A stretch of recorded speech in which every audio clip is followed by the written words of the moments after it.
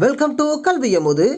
ஆசிரியர்கள் தங்களுடைய மாணவர்களுடைய முதல் பருவ தேர்வு காலாண்டு தேர்வு மதிப்பெண்களை எவ்வாறு டிஎன்பிஎஸ்சி இணையதளத்தில் உள்ளீடு செய்வது அப்படிங்கிறத பற்றி இந்த வீடியோ நம்ம தெளிவாக பார்க்க போகிறோம். வாங்க வீடியோக்குள்ளே போகலாம்.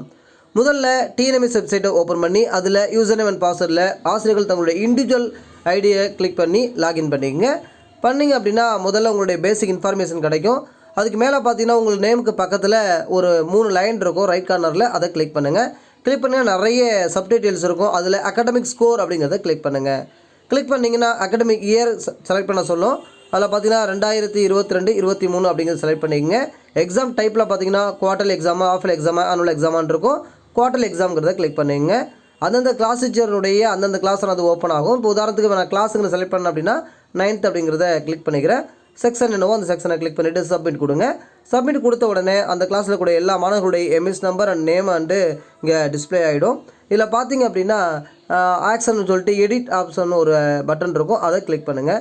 கிளிக் பண்ணிங்கன்னா இப்போ உங்களுக்கு ஒவ்வொரு சப்ஜெக்ட்டுக்கும் மார்க் என்டர் பண்ணக்கூடிய அந்த ஆப்ஷன் கிடச்சிரும். இப்போ தமிழ் பார்த்தீங்கன்னா எத்தனை மார்க்கோ அந்த மார்க் நீங்கள் என்டர் பண்ணுங்கள். அதுமாரி இங்கிலீஷ் எத்தனைவோ அத்தனை மார்க் நீங்கள் என்ன பண்ணலாம் அப்படின்னா என்டர் பண்ணலாம். ஒவ்வொரு சப்ஜெக்ட்டும் அதுமாரி நீங்கள் என்ன பண்ணுங்கள் அப்படின்னா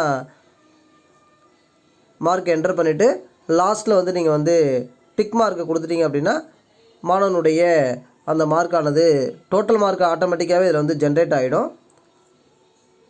ஆக்ஷன் கொடுத்தீங்கன்னா கிளிக் ஆகிடும்.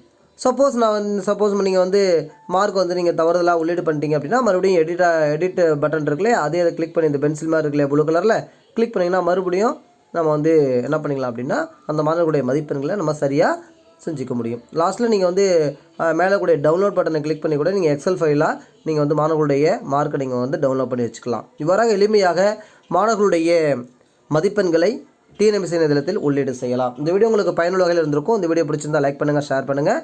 மறக்காமல் இது பற்றிய தகவல்களை உங்களுடைய